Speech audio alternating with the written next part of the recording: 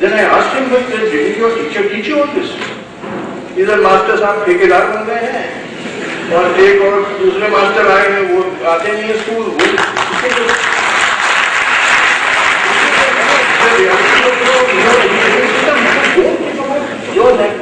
Motilal National Institute, you are the exceptions. What about the 80-90% institutions of the grassroots, the rural, the primary education? What is the condition? What kind of knowledge I can participate? So, what I submit is that we have to completely reverse our policies. It's high time we do it, otherwise there is going to be massive social unrest, and you are seeing it is looming in front of you. Because you are not aware of the reality of the situation. We have to shift the emphasis to the rural areas, make the farmers prosperous so that they have money to buy your goods and thereby your industry can develop, and there will be sustainable development in the form of development which leads to social harmony, not to social unrest. Thank you.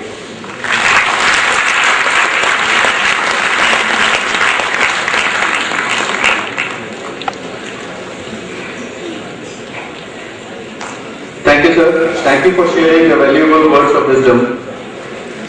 We feel proud to have received your guidance and blessings.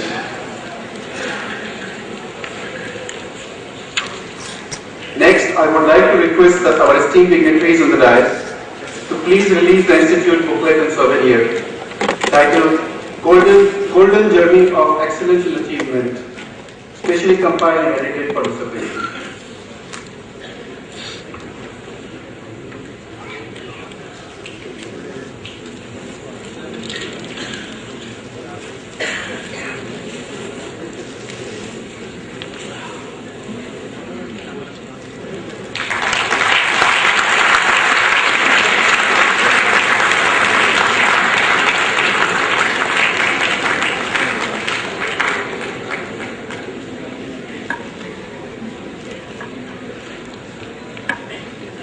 Thank you, sir.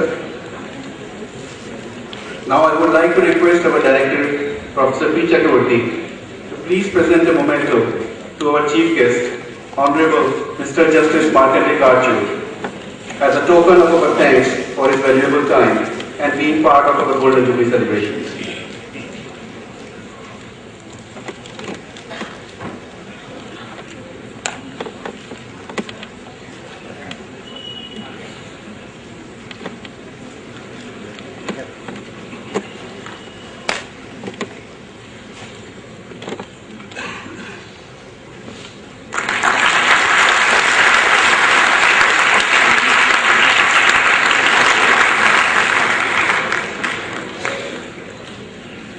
Thank you, sir. I would like to request Professor R.K. Srivastava, sir, to please present a memento to our director, Professor P. Chakravarti, sir.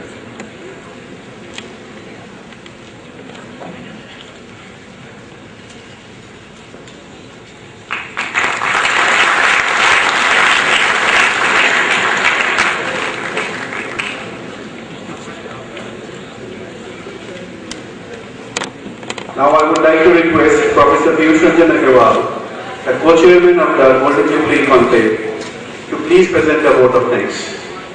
Justice Markandeya Karchu, the chief guest of the convention, Dr. Santosh Malhotra, Reverend Director of the Institute, Professor P. Chakravarti, my colleague, Professor R.K. Srivastava, my colleagues here in the Institute, head of the departments, deans of the Institute, other senior colleagues, young colleagues, the staff members of the Institute, invited head of the institution, of the other institutions, colleges, our dignitaries from the Army, Air Force, office bearer of the Allahabad Management Association, office bearers of the Engineers India Limited, Eastern Chamber of Commerce, the Department of the University of Allahabad, and other guests.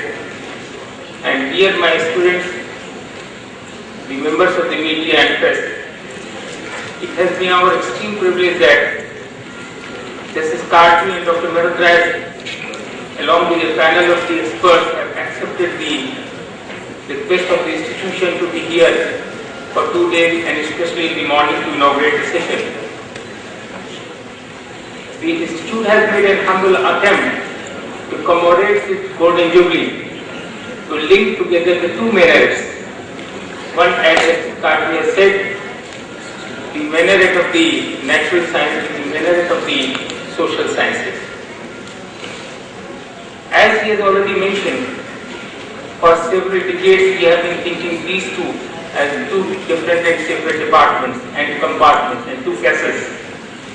Now time has come that the fruits of the development has to be distributed among people from the end and far east area of the country to everybody in the society equitably, transparently.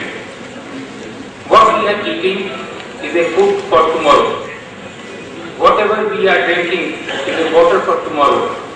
Whatever we are consuming today, that air and gas is for tomorrow. Whatever we are extracting is the mineral for tomorrow. So there is a tendency of EMI, not in our household consumption, there is a tendency of EMI for future generation that they have to consume. And in that case, the level of the sustainability falls, the level of the development falls, and society feels the crunch of the livelihood in coming days. How could we solve? That will be the main theme, that the technology can become the major player and influencer in the entire economic policy. The technology has to be on the robot side, on the other side of the scientific innovation, but it has to solve the problems of the people in general. Hopefully, this 2-day convention would travel in a long way to discuss the issue in a very, very deepest manner. The 12th five-year plan is going to be launched very soon. Justice Conclave has been the flag bearer, the torch bearer for the society as a whole. I know that his judgment has caused amendments in several laws, and he has raised the issues to the open forum of the people in public interest. His remarks today shall pave the way for a new generation of technological inclusion. I thank you, sir, for your coming to our humble request. I am thankful to my director, Professor P. Jubilee. He thought of how to put in the society in general to the entire process of Golden Jubilee celebration, and that's why he has advised us to go for requesting the other youth of the other institution colleges to this convention, along with their head of the department, their directors, their faculty members, and who join the MNIT students together. So the artist also has relentlessly worked towards making this program successful, especially in this morning session. I thank him for that. So all of us, I can say to our experts who are going to join us today, tomorrow, that they are traveling, they are going to interact with us. The names of the panelists and the experts have already been discussed, and it is already discussed. So thank you, sir, for coming. All of you are requested to join on a cup of tea. Ladies and gentlemen, I would like to request you all to please stand up for the event.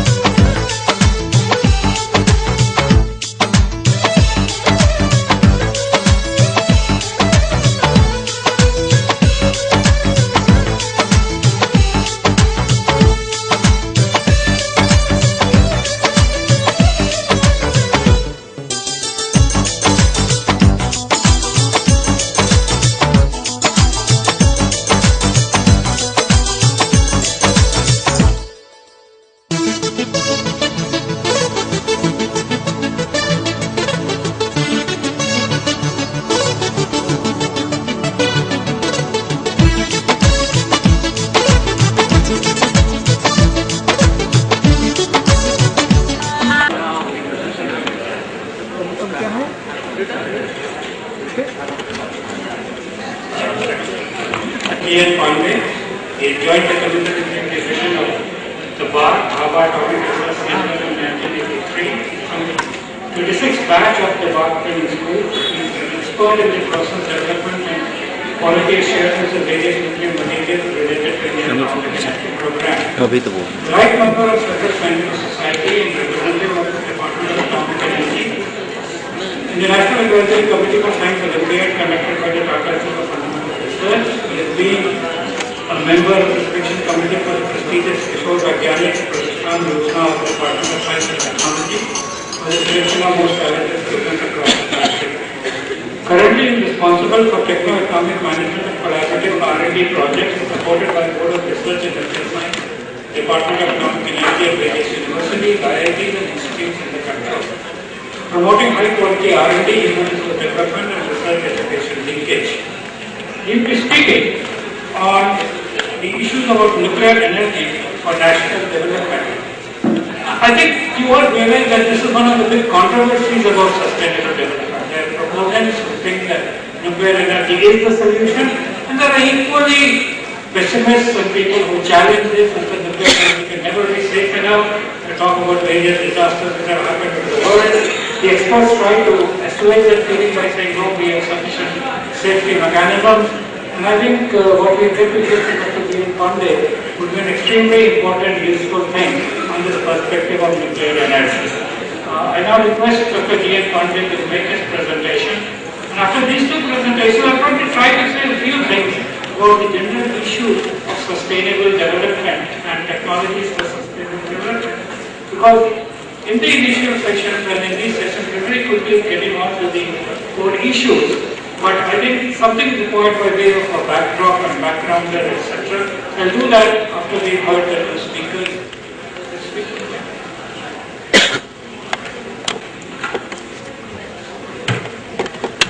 I'm very much thankful to Mr. Chakravarti for having invited me here to share with you some of the issues and problems.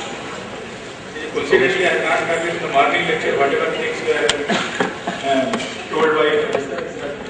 Mehrotra and our Chief Justice. I think I am sure that by talk we will address all those issues which were, told by Mr. Mehrotra. I am thankful to Professor Srivastava for having all these excellent arrangement and all the organizing committee doing such an excellent arrangement, such a beautiful hall in the city of Prayag, holy place. Friends, any country which wishes to play a leading role cannot afford to neglect pursuing basic research. In fact, basic research is a cultural necessity of any civilized society and foundation for economic growth of the country.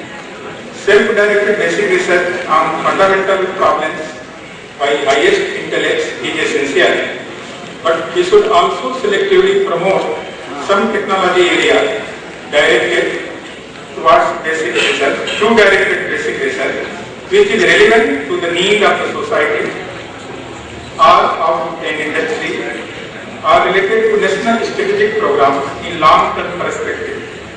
Efforts in any aspect of science and technology require synergy and coherence among the concerned parties, which gives impetus to the development of the nation. Today, international cooperation is must for developing country like India. India should have international cooperation on equal partner basis.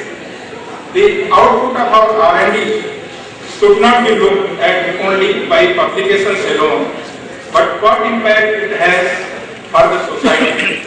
Here there is a great challenge and great, hurdles before we scientists and engineers, technocrats, professors, faculty members, young participants to take this science near to the society.